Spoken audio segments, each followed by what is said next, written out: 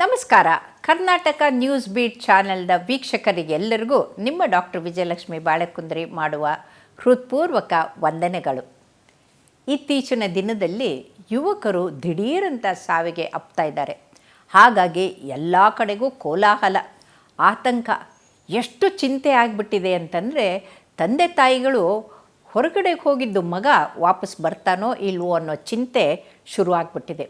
ಒಂದು ಕಾಲಕ್ಕೆ ತಂದೆ ತಾಯಿಗಳಿಗೆ ಹಾರ್ಟ್ ಅಟ್ಯಾಕ್ ಆದಾಗ ಮಕ್ಕಳು ತಂದೆ ತಾಯಿಗಳನ್ನು ಆಸ್ಪತ್ರೆಗೆ ಕರ್ಕೊಂಬರ್ತಾಯಿದ್ರು, ಚಿಕಿತ್ಸೆ ಕೊಡೋಕ್ಕೆ ಹಿಂದೆ ಮುಂದೆ ನೋಡ್ತಾಯಿದ್ರು. ಆದರೆ ಇವತ್ತು ತಂದೆ ತಾಯಿಗಳು ಆತಂಕದಿಂದ ಮಕ್ಕಳನ್ನು ತೊಗೊಂಡು ಬರ್ತಾಯಿದ್ದಾರೆ.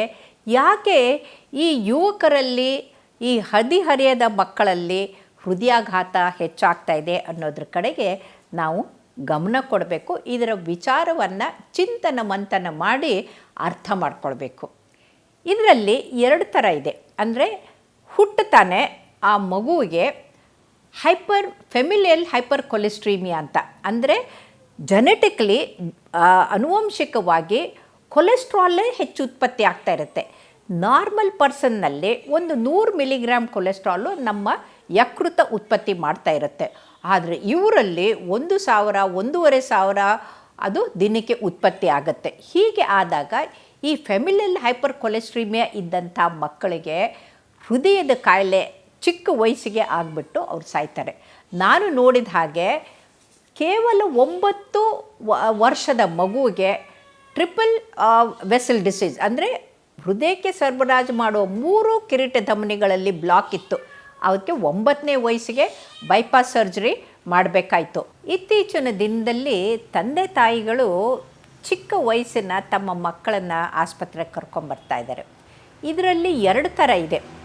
ಈ ಹೃದಯಾಘಾತ ಚಿಕ್ಕ ವಯಸ್ಸಿಗೆ ಆಗೋಕ್ಕೆ ಒಂದು ಆನುವಂಶಿಕವಾಗಿ ತಂದೆ ತಾಯಿಯಿಂದ ಬಂದಂಥ ಹೈಪರ್ ಕೊಲೆಸ್ಟ್ರೀಮಿಯಾ, ಅದಕ್ಕೆ ಫೆಮಿಲಿಯಲ್ ಹೈಪರ್ ಕೊಲೆಸ್ಟ್ರೀಮಿಯಾ ಅಂತ ಅಂತೀವಿ. ಅಂಥ ಮಕ್ಕಳನ್ನ ನಾನು 9 ವರ್ಷದ ಮಗುಗೆ ಆಂಜಿಯೋಗ್ರಾಮ್ ಮಾಡಿ ಬೈಪಾಸ್ ಮಾಡಿದ್ದೀನಿ. 1,500 ಮಿಲಿಗ್ರಾಮ್ ಕೊಲೆಸ್ಟ್ರಾಲ್ ಇತ್ತು. ಇನ್ನೊಂದು ಮಗು 16 ವರ್ಷದ ಮಗುಗೆ ಹಾರ್ಟ್ ಅಟ್ಯಾಕ್ ಆಗಿ ಬಂದಂಥದ್ದು. ಆವಾಗ ಮಾಡಿದಾಗ ಕೊಲೆಸ್ಟ್ರಾಲು ಜಾಸ್ತಿ ಇದೆ ಅಂತ ಅವ್ರಿಗೆ ಗ್ಸಾಂಥಿಲಿಸ್ಮಾ, ಅಂದರೆ ಕಣ್ಣು ಸುತ್ತಲೂ ಬಿಳೆ ಮಚ್ಚೆಗಳು ಬರುತ್ತೆ. ಕೈಗೆ, ಕಾಲಿಗೆ, ಮಂಡಿಗಳಿಗೆ ಹಿಂದ್ಗಡೆಗೆ ಗಡ್ಡೆಗಳ ಥರ ಕೊಲೆಸ್ಟ್ರಾಲ್ ಡೆಪಾಸಿಷನ್ ಇರುತ್ತೆ. ಅದು ಪಾಪ ಅವ್ರಿಗೆ ಆನುವಂಶಿಕವಾಗಿ ಬಂದಿರೋದು.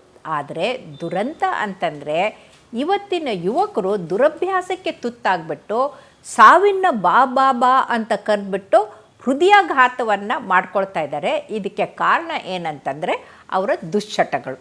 ಈ ದುಶ್ಚಟಗಳಲ್ಲಿ ಒಂದೊಂದೇ ತಗೊಳ್ತಾ ಹೋದರೆ, ಒಂದು ಸ್ಮೋಕಿಂಗ್. ಯಾರು ಚಿಕ್ಕ ವಯಸ್ಸಿನಲ್ಲೇ ಸ್ಮೋಕಿಂಗ್ ಶುರು ಮಾಡ್ತಾರೆ, ಈಗ ಶಾಲೆ ಕಾಲೇಜುಗಳ ಪಕ್ಕದಲ್ಲೇ ಅವರು ಏನಂತಂದರೆ ಕ್ಲಬ್ಗಳಂತ ಶುರು ಮಾಡಿದ್ದಾರೆ. ಹೊರಗಡೆಗೆ ಹೋಟೆಲ್ ಥರ ಕಾಣುತ್ತೆ, ಒಳಗಡೆ ಹೋದರೆ ಅವ್ರಿಗೆ ಹುಕ್ಕಾ ಕ್ಲಿನಿಕ್ ಅಂತ ಇಟ್ಕೊಂಡಿದ್ದಾರೆ. ಚಿಕ್ಕ ಶಾಲೆಗೆ ಹೋಗೋ ಮಕ್ಕಳು ಹುಕ್ಕಾ ಸೇದೋಕ್ಕೆ ಶುರು ಮಾಡಿದ್ದಾರೆ. ಈ ಹುಕ್ಕಾದಿಂದ ಶುರು ಮಾಡಿದ್ದು ಅವ್ರು ಮುಂದೆ ಗಾಂಜಾ ಸೇದೋಕ್ಕೆ ಶುರು ಮಾಡ್ತಾರೆ. ಗಾಂಜಾನಿಂದ ಮುಂದೆ ಅವರು ಬೇರೆ ಡ್ರಗ್ಸ್ನ ತೊಗೊಳಕ್ಕೆ ಶುರು ಮಾಡ್ತಾರೆ. ಹೀಗೆ ತಗೊಂಡಾಗ ಅವರು ಇನ್ನೂ ಯುವ ಅವಸ್ಥೆಯಲ್ಲೇ ಸಾಯ್ತಾರೆ ಅನ್ನೋದು ತಿಳಿದು ಬಂದಿದೆ. ಇದಕ್ಕೆ ಉದಾಹರಣೆ ಹೇಳ್ತೀನಿ. ನನ್ನ ಫ್ರೆಂಡ್ ಒಬ್ಬಳು ಪಂಜಾಬ್ದವರು, ಉಡ್ತಾ ಪಂಜಾಬ್ ಅಂತ ನೀವೆಲ್ಲ ಕೇಳಿದಿರಿ, ಅಲ್ಲಿ ಡ್ರಗ್ ಅಡಿಕ್ಷನ್ ಜಾಸ್ತಿ ಅಂತ. ಅಂಥಲ್ಲಿ 19ರಿಂದ 25 ವರ್ಷದವ್ರಿಗೆ ಆಂಜಿಯೋಪ್ಲಾಸ್ಟಿ ಮಾಡಿ, ಆಂಜಿಯೋಗ್ರಾಮ್ ಮಾಡಿ, ಬ್ಲಾಕ್ ಇದ್ದಿದ್ದನ್ನು ಓಪನ್ ಮಾಡಿ ಸ್ಟೆಂಟ್ ಹಾಕಿದ್ದನ್ನು ತೋರಿಸಿದ್ರು.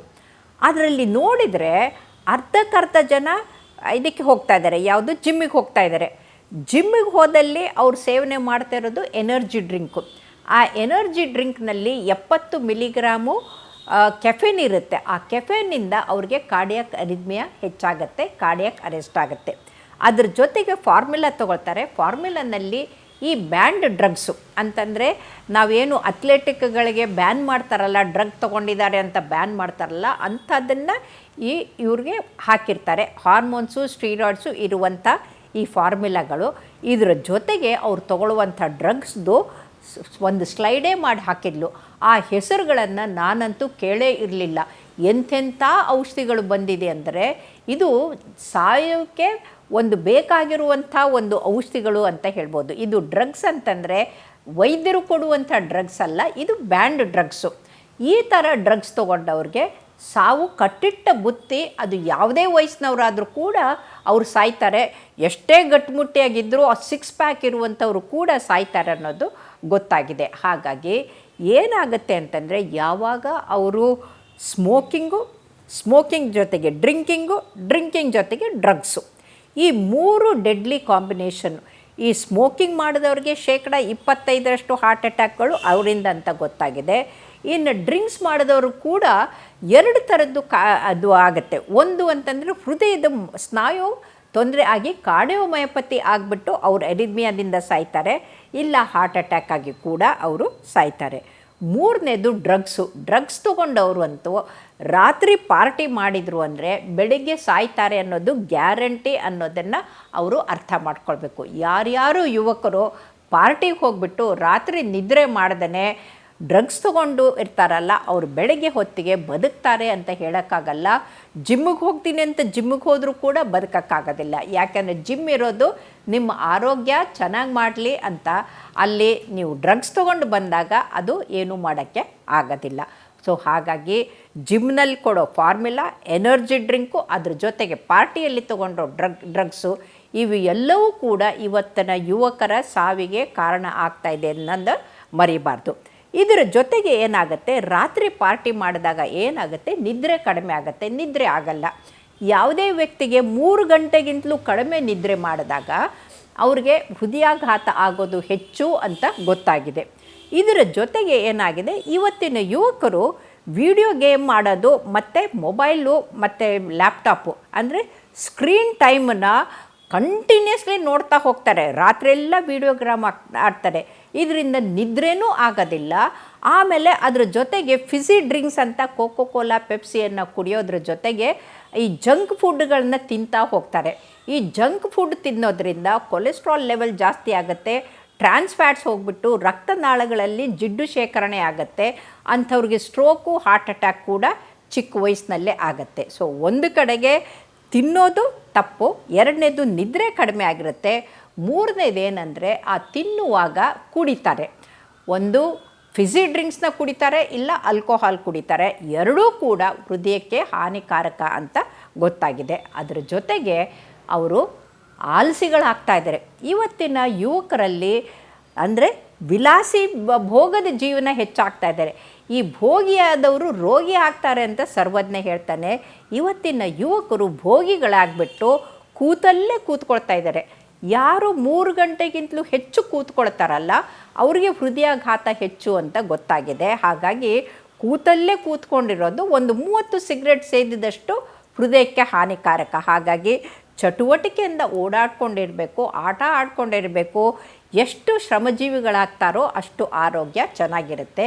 ಹಾಗಾಗಿ ಕಾಯಕವೇ ಕೈಲಾಸ ಅಂತ ಶ್ರಮಜೀವಿಗಳಾಗಿ ಕೆಲಸ ಮಾಡಿದ್ರೆ ಕುಟುಂಬದವ್ರಿಗೂ ಅವ್ರಿಗೂ ಸುತ್ತಲೂ ಎಲ್ಲರೂ ಕೈಲಾಸ ನಿರ್ಮಾಣ ಆಗುತ್ತೆ.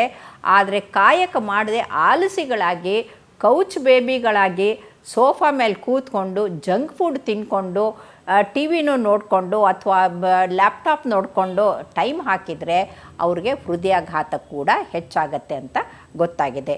ಇದರ ಜೊತೆಗೆ ಪ್ರಮುಖವಾಗಿ ಅವರು ಸ್ಟ್ರೆಸ್ ಮಾಡ್ಕೊಳ್ತಾ ಇದ್ದಾರೆ. ಅಂದರೆ ಎಷ್ಟು ಓದಬೇಕೋ ಅಷ್ಟು ಓದಿರಲ್ಲ, ಪರೀಕ್ಷೆ ಬಂದಾಗ ಸ್ಟ್ರೆಸ್ ಆಗುತ್ತೆ. ಎಷ್ಟು ಕೆಲಸ ಮಾಡಬೇಕೋ ಆ ಕೆಲಸ ಮಾಡಿರೋದಿಲ್ಲ, ಅವ್ರಿಗೆ ಟಾರ್ಗೆಟು ರೀಚ್ ಆಗದೇ ಇದ್ದಾಗ ಸ್ಟ್ರೆಸ್ ಆಗುತ್ತೆ. ಎಷ್ಟು ಅವರು ಗಮನ ಕೊಟ್ಟು ಕೆಲಸ ಮಾಡಬೇಕೋ ಮಾಡಿರೋದಿಲ್ಲ, ತಪ್ಪುಗಳಾಗಿರುತ್ತೆ.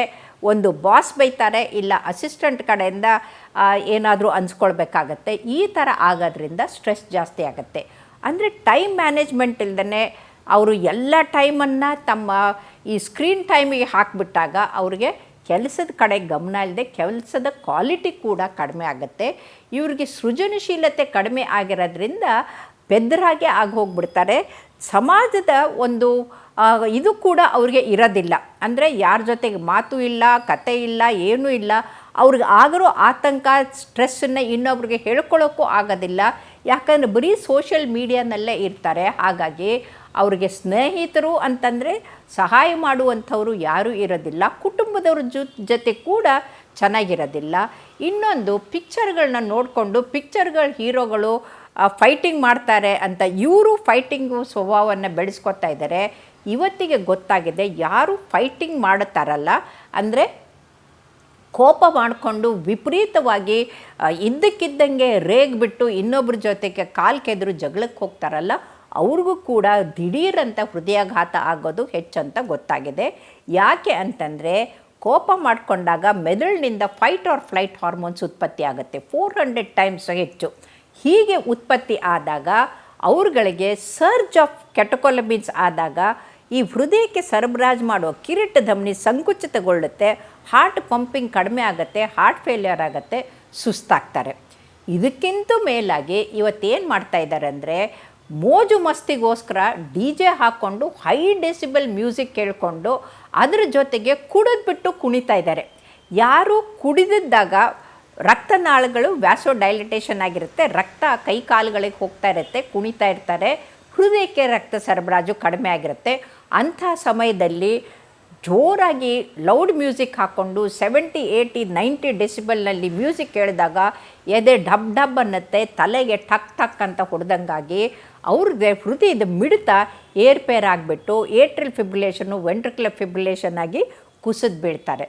ಸೊ ಈ ನಾಯ್ಸ್ ಪೊಲ್ಯೂಷನ್ನಿಂದ ಅದು ಆಕ್ಸಿಡೈಸ್ ಸ್ಟ್ರೆಸ್ಸು ಕೂಡ ಹೆಚ್ಚಾಗತ್ತೆ, ಎಥೆರೋಸ್ಕ್ಲಿರೋಸಿಸ್ ಕೂಡ ಹೆಚ್ಚಾಗತ್ತೆ. ಹಾಗಾಗಿ ಒಂದೇ ಸಲಕ್ಕೆ ದಿಢೀರಂತ ಲೌಡ್ ನ್ಯೂಸಲ್ಲೂ ಕೂಡ ಸಾಯ್ಬೋದು.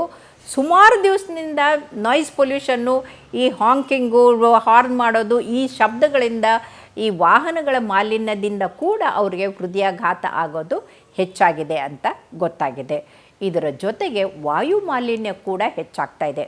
ಇತ್ತೀಚಿನ ದಿನಗಳಲ್ಲಿ ವಾಹನಗಳ ಜಾಸ್ತಿ, ಈ ಯುವಕರು ಡ್ರರ್ ಅಂತ ಶಬ್ದ ಮಾಡಿಕೊಂಡು ಸೈಲೆನ್ಸರ್ ತಕ್ಕೊಂಡು ಶಬ್ದ ಮಾಡಿಕೊಂಡು ಹೋಗ್ತಾರೆ. ಅದರ ಜೊತೆಗೆ ಎಕ್ಸಿಟಿಂದ ಬರುವಂಥ ಗಾಳಿ, ಇವು ಎಲ್ಲವೂ ಕೂಡ ಅವರ ಹೃದಯದ ಮೇಲೆ ದುಷ್ಪರಿಣಾಮವನ್ನು ಬೀರ್ತಾ ಇದೆ. ಆದ್ದರಿಂದ ಇದರ ಜೊತೆಗೆ ಅವರು ತಗೊಳ್ಳುವಂಥ ಆಹಾರ ಕೂಡ ವ್ಯತ್ಯಾಸ ಆಗಿ ಹೋಗ್ಬಿಟ್ಟಿದೆ.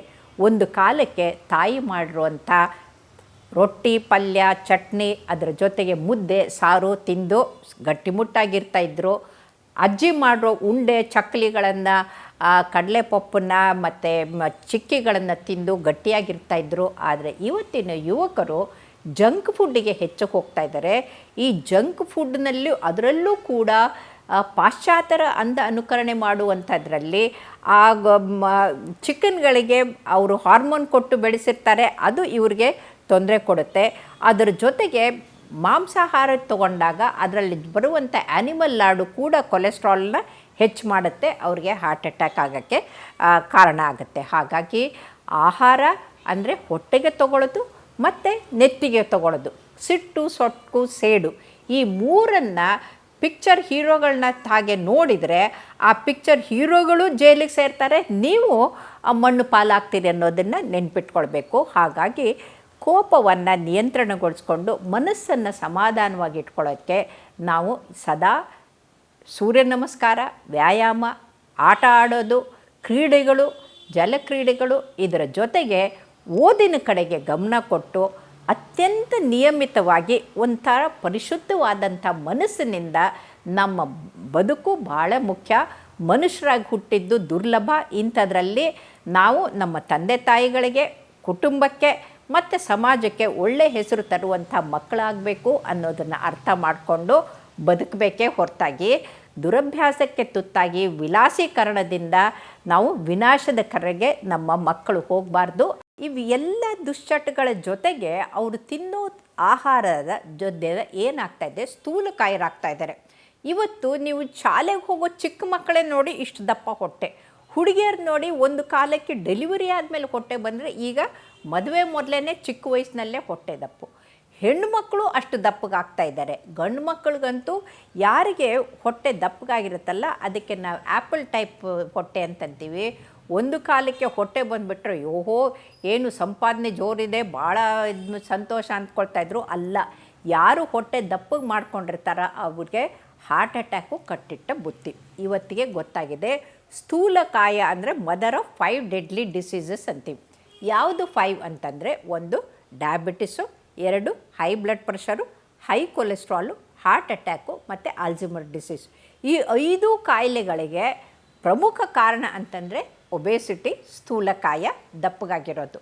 ಸೊ ದಪ್ಪಗಾಗಿದ್ದರೆ ಗುಂಡ್ಗುಂಡಗಿದ್ದರೆ ಅವರು ಗಟ್ಟಿ ಅಂತ ಅಲ್ಲ, ಅವ್ರಿಗೆ ರೋಗದ ಗೂಡಾಗತ್ತೆ ಅವ್ರ ಶರೀರ ಅನ್ನೋದನ್ನು ಮರಿಬಾರ್ದು. ಹಾಗಾಗಿ ನೆನಪಿಟ್ಕೊಳ್ಳಿ, ಎಷ್ಟು ನಾವು ಚಟುವಟಿಕೆಯಿಂದ ತೂಕ ಕಡಿಮೆ ಇಟ್ಕೊಳ್ತೀವೋ ಅಷ್ಟು ಒಳ್ಳೆಯದಾಗತ್ತೆ. ಯಾವಾಗ ಚಟುವಟಿಕೆ ಕಡಿಮೆ ಆಗಿ ಮನಸ್ಸನ್ನು ಬುದ್ಧಿಯನ್ನು ಚುರುಕಾಗಿಟ್ಕೊಳ್ಳೋದೇ ಬರೀ ತಿನ್ನೋದ್ರ ಕಡೆಗೆ ಗಮನ ಕೊಟ್ಟು ಜಂಕ್ ಫುಡ್ಡನ್ನು ತಿಂದ್ಕೊಂಡು, ಅದು ಏನಂತಂದರೆ ಜಂಕ್ ಫುಡ್ಡು ಅಂತಂದರೆ ಅದರಲ್ಲಿ ಬರೀ ಕ್ಯಾಲರೀಸ್ ಇರುತ್ತೆ, ಟ್ರಾನ್ಸ್ ಫ್ಯಾಟ್ಸ್ ಇರುತ್ತೆ, ಯಾವುದೇ ವೈಟಮಿನ್ಸು ಮೈಕ್ರೋ ನ್ಯೂಟ್ರಿಯೆಂಟ್ಸು ಮಿನರಲ್ಸು ಯಾವುದೂ ಇರೋದಿಲ್ಲ. ಅಂದರೆ ಶರೀರಕ್ಕೆ ಬೇಕಾಗುವಂಥ ನರಿಷ್ಮೆಂಟು ಅದರಲ್ಲಿ ಇರೋದಿಲ್ಲ. ಹಾಗಾಗಿ ಈ ಮಕ್ಕಳು ಇವತ್ತು ಶಾಲೆಯಿಂದ ಮನೆಗೆ ಹೋಗುವಾಗ ನಾವು ಓಡೋಡ್ಕೊಂಡು ಬಂದ್ಬಿಟ್ಟು ಅಮ್ಮ ಹಸುವೆ ಅಂತಂದ್ಬಿಟ್ಟು ಎಲ್ಲ ಡಬ್ಬಿ ತೆಗೆದ್ಬಿಟ್ಟು ಉಂಡೆ ಚಕ್ಕಲೆಯನ್ನು ಹುಡುಕ್ತಾ ಇದ್ವಿ. ಇವತ್ತು ನಾನು ನೋಡಿದ್ದೀನಿ ಪಕ್ಕದಲ್ಲೇ ಅಲ್ಲಿ ಹೋಗಿ ಇಷ್ಟಿಷ್ಟು ಪ್ಯಾಕೆಟ್ಗಳನ್ನು ಲೇಗಳನ್ನು ಅದೇನು ಅದನ್ನೆಲ್ಲ ತೊಗೊಂಡು ಬ್ಯಾಗಲ್ಲಿ ತುಂಬಿಸ್ಕೊಂಡು ಹೋಗ್ತಾ ಇದ್ದಾರೆ. ಅಂದರೆ ಶಾಲೆ ಪುಸ್ತಕಗಳು ನೋಟ್ಬುಕ್ಗಳಿಂದ ಹೆಚ್ಚಾಗಿ ಈ ಜಂಕ್ ಫುಡ್ಗಳ ಪ್ಯಾಕೆಟ್ಗಳನ್ನು ತುಂಬಿಸ್ಕೊಳ್ತಾ ಇದ್ದಾರೆ. ಒಂದು ಕಡೆಗೆ ಆ ಪ್ಲಾಸ್ಟಿಕ್ ಕವರಿಂದ ಭೂಮಿ ತಾಯಿನೂ ಒಂದು ವಿನಾಶಕ್ಕೆ ಹೋಗುತ್ತೆ, ಇದರ ಜೊತೆಗೆ ನಮ್ಮ ಮಕ್ಕಳು ಕೂಡ ಅದನ್ನು ತಿಂದು ಅವರ ಆರೋಗ್ಯ ಹಾಳಾಗುತ್ತೆ. ಅದರಲ್ಲಿ ಕಲರಿಂಗ್ ಏಜೆಂಟ್ ಇರುತ್ತೆ, ಟ್ರಾನ್ಸ್ ಫ್ಯಾಟ್ಸ್ ಇರುತ್ತೆ, ಟೇಸ್ಟ್ ಎನ್ಹ್ಯಾನ್ಸರ್ಸ್. ಈ ಟೇಸ್ಟ್ ಎನ್ಹ್ಯಾನ್ಸರ್ಗಳು ಈ ಪ್ರಾಣಿಜನ್ಯ ಅಂತಂದರೆ ಹಂದಿ ಮತ್ತು ಇದರಿಂದ ಆ ಮೇಣದಿಂದ ಮಾಡಿರುವಂಥ ಟೇಸ್ಟ್ ಎನ್ಹ್ಯಾನ್ಸರ್ಗಳನ್ನು, ಅದು ವಿಷಕಾರಿಯಾದಂಥ ವಸ್ತುಗಳನ್ನು ಹಾಕಿರ್ತಾರೆ. ಅವರು ತಿಂದಾಗ ಏನಾಗುತ್ತೆ, ಮೆದುಳಿಗೆ ಇನ್ನೂ ತಿನ್ನಬೇಕು ಅಂತ ಅನ್ಸೋಕ್ಕೆ ಶುರು ಆಗುತ್ತೆ. ಹಾಗಾಗಿ ಅವರಿಗೆ ಅದಕ್ಕೆ ಅಡಿಕ್ಷನ್ ಆಗಿ ಹೋಗ್ಬಿಡುತ್ತೆ. ಹಾಗಾಗಿ ದಯವಿಟ್ಟು ನೀವು ಮಕ್ಕಳಿಗೆ ಕೇಕು, ಬಿಸ್ಕೆಟ್ಟು, ಚಾಕ್ಲೇಟ್ ಅಂತ ಕೊಟ್ಟು ಅವರ ಆರೋಗ್ಯವನ್ನು ಹಾಳು ಮಾಡಬೇಡಿ. ಅವರಿಗೆ ಮನೆಯಲ್ಲಿ ಮಾಡಿರುವಂಥ ರೊಟ್ಟಿ, ಪಲ್ಯ, ಮುದ್ದೆ, ಚಟ್ನಿ, ಸೊಪ್ಪಿನ ಸಾರು, ಈ ಹಣ್ಣುಗಳು, ತರಾತುರಿಗಳ ಹಣ್ಣುಗಳನ್ನು ಫ್ರೂಟ್ ಸಲಾಡ್ ಥರ ಮಾಡಿ ಅವರಿಗೆ ಕೊಡಿ, ಅವರ ಆರೋಗ್ಯ ಚೆನ್ನಾಗಿರುತ್ತೆ. ಹಾಗಾಗಿ ಈ ಯುವಕರು ನೆನ್ಪಿಟ್ಕೊಳ್ಬೇಕಾಗಿರೋದಂತಂದರೆ 5 Sಗಳು. ಒಂದು ಸ್ಲೀಪ್ಲೆಸ್ನೆಸ್ಸು ಒಳ್ಳೆಯದಲ್ಲ, ಸ್ಮೋಕಿಂಗು ಒಳ್ಳೆಯದಲ್ಲ, ಕೂತಲ್ಲೇ ಕೂತ್ಕೊಳ್ಳೋದು ಸಿಟ್ಟಿಂಗು ಒಳ್ಳೆಯದಲ್ಲ, ಅದರ ಜೊತೆಗೆ ಸ್ಟ್ರೆಸ್ ಮಾಡ್ಕೊಳ್ಳೋದು, ಚಿಂತೆ ಮಾಡ್ಕೊಳ್ಳೋದು ಅದು ಒಳ್ಳೆಯದಲ್ಲ. ಮೇಲಾಗಿ ಎಲ್ಲಕ್ಕಿಂತ ಮೇಲಾಗಿ ಅವರು ಪರಮಾತ್ಮನನ್ನು ನೆನೆದು ದೇವರ ಧ್ಯಾನ ಮಾಡಿಕೊಂಡು ಯೋಗ ಧ್ಯಾನ ಮಾಡಿದ್ದೇ ಆದರೆ ಅವ್ರ ಮನಸ್ಸಿನಿಂದ, ಮೆದುಳಿನಿಂದ ಉತ್ಪತ್ತಿಯಾಗುವಂಥ ಫೀಲ್ ಗುಡ್ ಹಾರ್ಮೋನ್ಸ್ನಿಂದ ಅವರ ಆರೋಗ್ಯ ಚೆನ್ನಾಗಿರುತ್ತೆ. ನಗನಗತಾ ಆಟ ಆಡಿಕೊಂಡು ಓದ್ಕೊಂಡು ಸಂತೋಷವಾಗಿರೋದನ್ನು ನಮ್ಮ ಮಕ್ಕಳು ಕಲ್ತಿದ್ದೇ ಆದರೆ ಅವರು ದೇಶದ ಶಕ್ತಿ ಆಗ್ತಾರೆ. ಅವರು ಅಕಾಲಿಕ ಮರಣ ಹೊಂದ್ಬಿಟ್ಟು ಗಾಬರಿ ಆಗೋದಿಲ್ಲ. ಇತ್ತೀಚಿನ ಸಮೀಕ್ಷೆ ಪ್ರಕಾರ ಶಾಲೆಗೆ ಹೋಗೋ ಮಕ್ಕಳಲ್ಲಿ 30% ಒಬೆಸಿಟಿ, ಸ್ಥೂಲಕಾಯ ಹೆಚ್ಚಾಗಿದೆ.